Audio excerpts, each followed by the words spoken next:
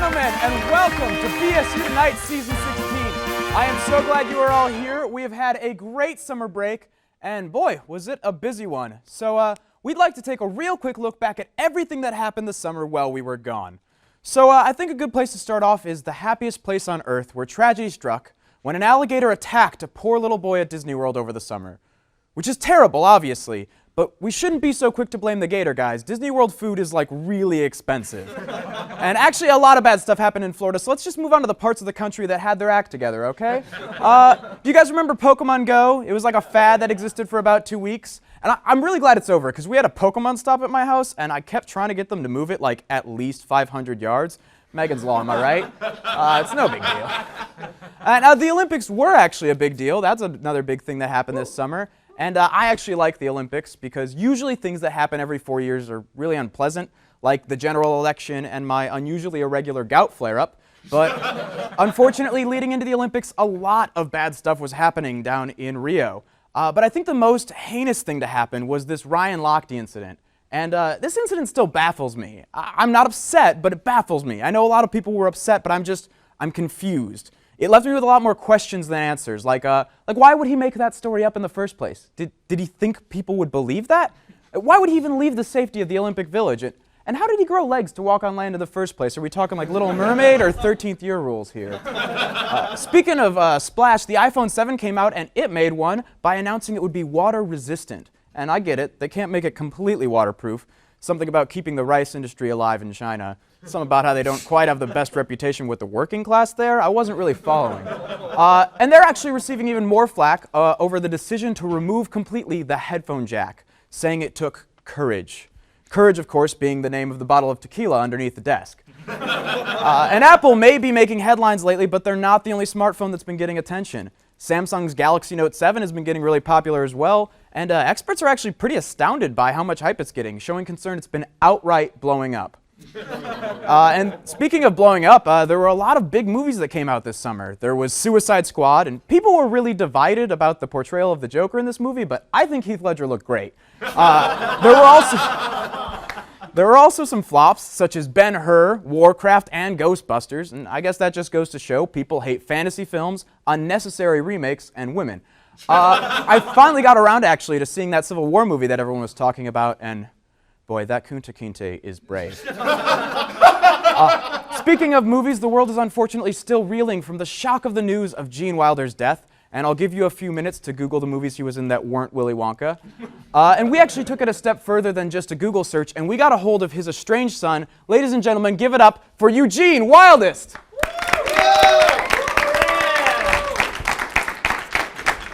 Nice to have you. Thank you very much, Big Billy. fan of the family. Oh, yes. I'm glad to be here. So I've been told that you're going to go over some of the wildest stories that happened this summer for us. Absolutely. I would love to.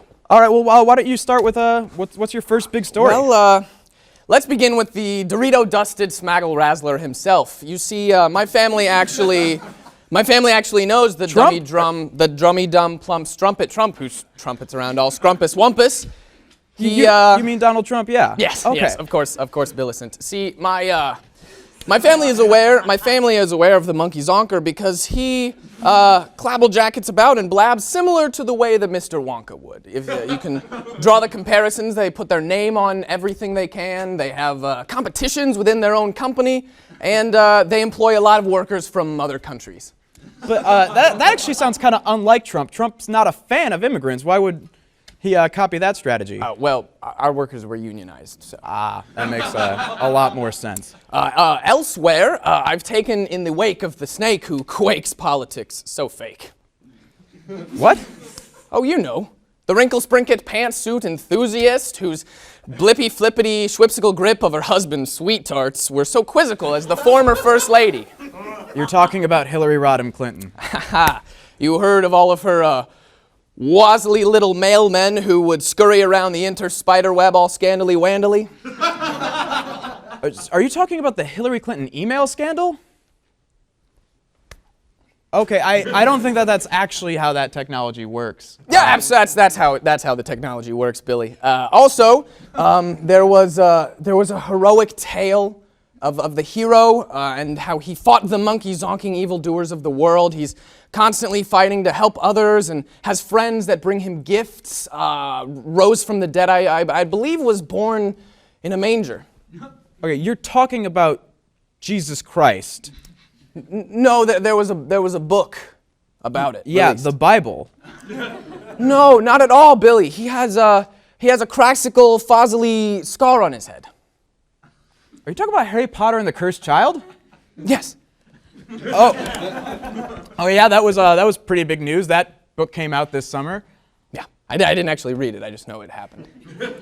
Well, finally there was quite an event that garnered global attention. See, some snozwagglers disagreed with some other figgly wrigglers, and they decided that they would take out some violent traggy gronkling, causing bloodshed and anger towards the city with the Tower of Eiffel, and caused a lot of pain and grief for many clabble jackets. But personally, I agreed with a lot of those freedom fighters. Okay, I actually know exactly what you're talking about, and I mean, what happened in Nice was they're reeling from this still. No, my dear boy. I'm referring to a show that I saw on stage this summer. It was a wondiferously physical time. Are you talking about Les Miserables? Vive la France! Okay, ladies and gentlemen, I guess that's all we have for you. Ladies and gentlemen, once again, give it up for Eugene Wildest.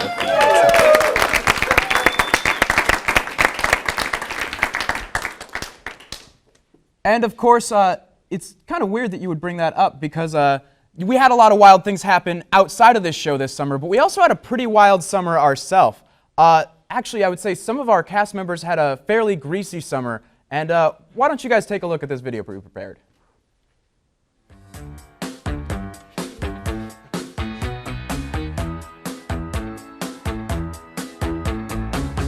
Summer days drifting away to all those summer nights. Oh well, oh well, oh well, oh. Tell me more, was it love at first sight? Tell me more, Did she put up a fight? oh well, oh well, oh well, oh. Tell me more, did you chase her all night? I mean, that rhymed, didn't it? Sure, it rhymed.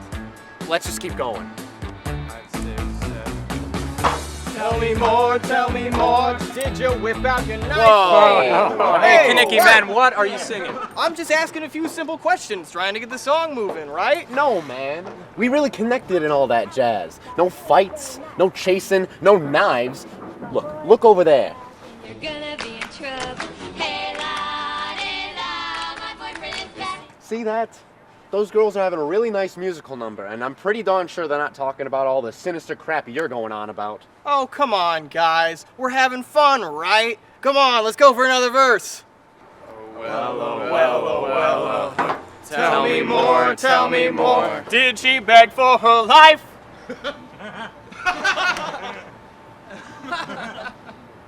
Oh well, oh well, oh well, oh. All right, welcome back, ladies and gentlemen. Our next guest was almost selected for a reality show on TLC. She's not average, she's paranormal. Ladies and gentlemen, give it up for Miss Lisa Bruschetta, the Rhode Island Seer.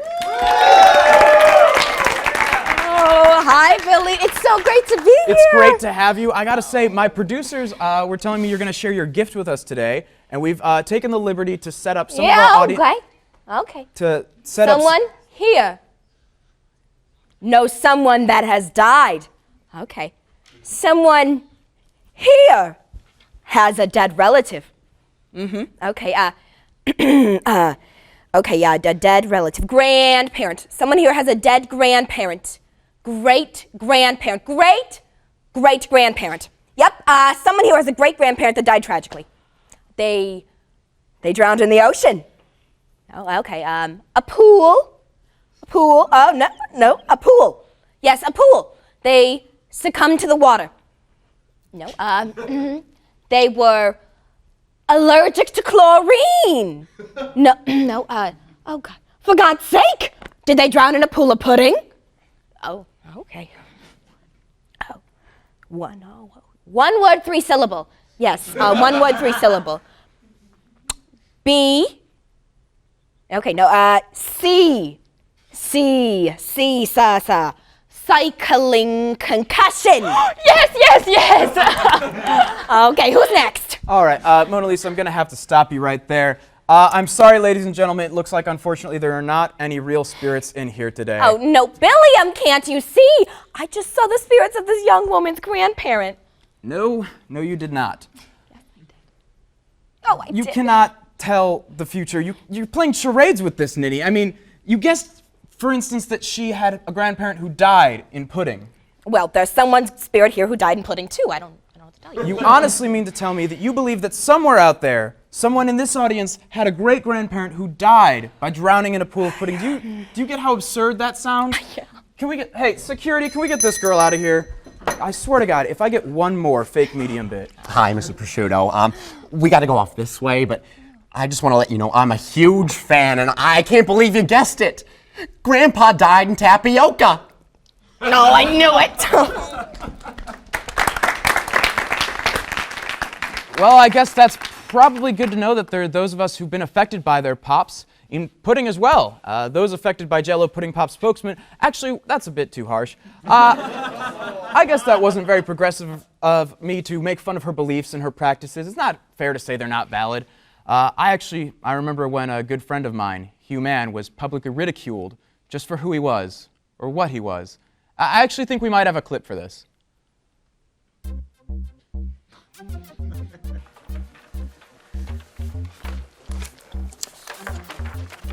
Well done as usual, Mr. Mann. Thank you, Professor. All right, class. Who can tell me what the quadratic formula is? Negative b plus or minus the square root of b squared minus 4ac over 2a. Excellent, Hugh. Fantastic job. Okay, enough! Are we really going to keep ignoring this? Seriously, I can't be the only one who's noticed. All right, Becky. What is this about? Hugh Man, this is ridiculous. Honestly, are you all blind? Becky! Hugh is a robot. Ha ha ha, no I am not. I am human, I have skin. Listen to him. Who talks like that? He always gets perfects on tests. He answers every question immediately. And I always catch him staring at people like he's analyzing them. I think Becky's jealous. Shut up, Lisa. Please listen to me. I have never seen Hugh blink. I don't even think he has eyelids. That is ridiculous. I have eyelids. Prove it. I drank coffee today. The caffeine makes my eyes stay open. You have got to be joking. I do not joke. Becky, will you stop this nonsense? You're being unfair to Mr. Mann. You can't be mad at him because he got a better grade than you. I got 100% too. Professor, you forgot to add the extra credit points to my grade. You are right, Mr. Mann. My apologies. It is of no concern. That's it. I had a feeling no one was going to believe me, so I got proof that he's a robot. Read this.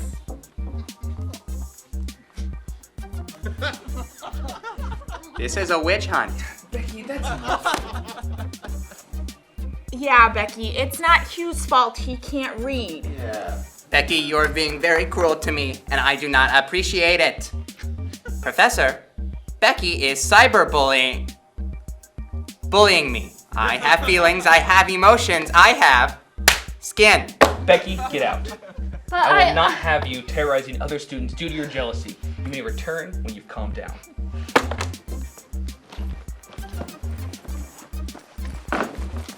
Wow, classic Becky.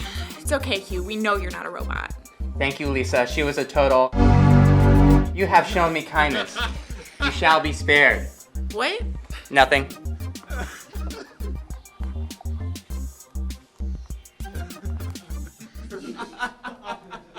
Welcome back, ladies and gentlemen. Cyberbullying is real bullying. Our first guest of the season is someone my wallet has come to know very well and love since my 21st birthday. Please welcome Phil, General Manager of the Chug. And Phil, for those of us who don't know, don't go to Ball State, what exactly is the Chug? The Chug is just a dive bar here at Ball State. It's been around since 1970. It's kind of a tradition at Ball State, and everyone kind of, for years, has kind of been in and out of there, and still comes back to this day. That's awesome. And you call it a dive bar, but honestly, I feel like it's one of the happiest places on earth. It's probably got Disneyland beat for its money. So you said you've been there since the 1970s. So you've been there a lot longer than most of the bars in the Village, the downtown area of Muncie, right? Sure. All right. So has anything? Do you have any like stories, like maybe anything from the 70s or 80s, like that maybe as youngsters wouldn't have heard about? How different was the Village like back in that day? Well, I've been there personally for about 8 years now, and I'll be honest, there's probably a lot of stories I probably can't share at this point. That makes sense. But yeah, there's a group of guys that come in even to this day that have been coming in since 1970, since the doors open. They come in early, and they've shared so much with me, and there's so many different stories from people bringing in, people shooting up the toilets in the bathrooms. Shooting up the toilet, like with guns? Yes, with actual guns. And so was this like a situation like they maybe had a little bit too much to drink, they got out of hand and they pull out their guns, or did people just like beeline it like, we're going to go shoot some toilets today? I'm not really sure, but I can tell you that I thought maybe they were making these stories up, but then, years pass and then somebody else comes in a different group and starts telling me the same stories. It's like, what? I guess it must be true then. So you mentioned you've been in the Village since the 70s, and you kind of had all these people kind of come back. Do you feel like your bar in some ways kind of like the community holdout, like in the Village? Yeah, I feel like to some extent. There's been a lot of places that come and go that have gone, but we kind of become kind of the staple. We consider ourselves kind of true Ball State as opposed to others that may move in and just kind of set up shop. Others, things that rhyme with others.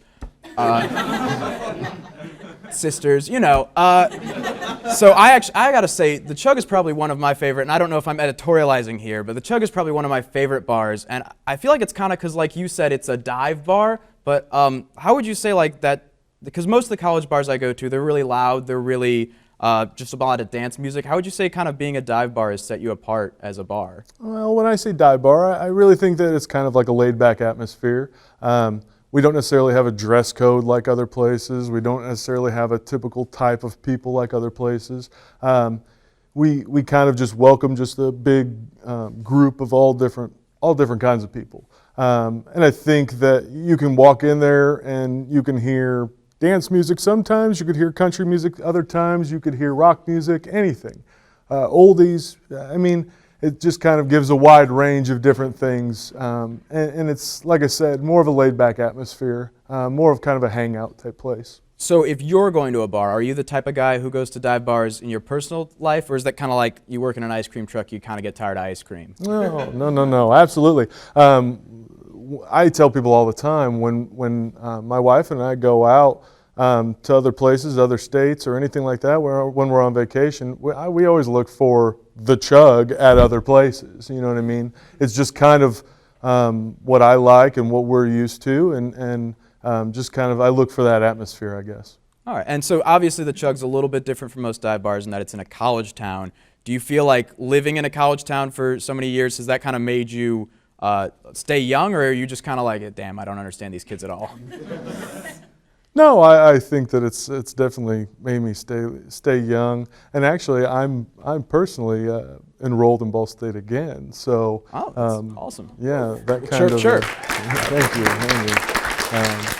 And I think the big thing about the Chug too is from owner to managers to bartenders to security, everyone's kind of affiliated with Ball State in some way, and it's been like that as long as I know too.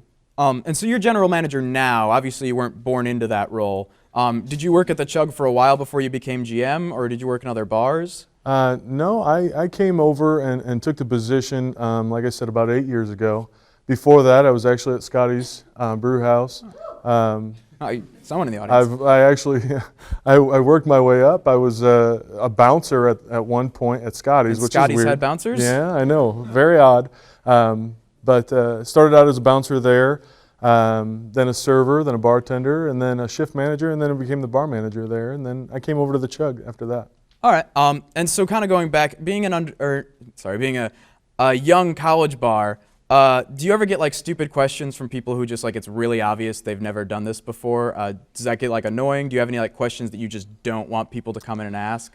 Yeah. It happens quite frequently, actually. And I'll be honest, you kind of grow accustomed to it to some extent.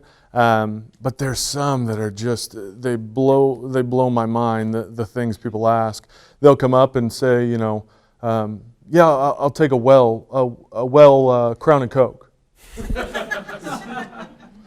well, Crown is not in the well. Or they'll be like, you know, just give me a beer. This isn't a movie. Just order what kind of beer you want. You know what I mean? Like, yeah, it gets kind of crazy. But like I said, you kind of get used to it. And sometimes it's from people not really knowing, but other times it's just, they just kind of want to mess with you too. You know what I mean? Well, it seems like you have a great handle on it. So if you don't mind, I'd like to challenge you to take on BSU Tonight's very own Bar Olympics challenge. Can I? Yeah, come on. And so for this, we're going to do a series of challenges designed to test your ability to general manage the Chug. I know that's why you wanted to come on TV. So we're going to have some of our actors come out here, and we're going to ask them a series of questions and see if you can spot the underage student, because we feel like that's probably a really big part of your job. So, ladies and gentlemen, please welcome some of our actors.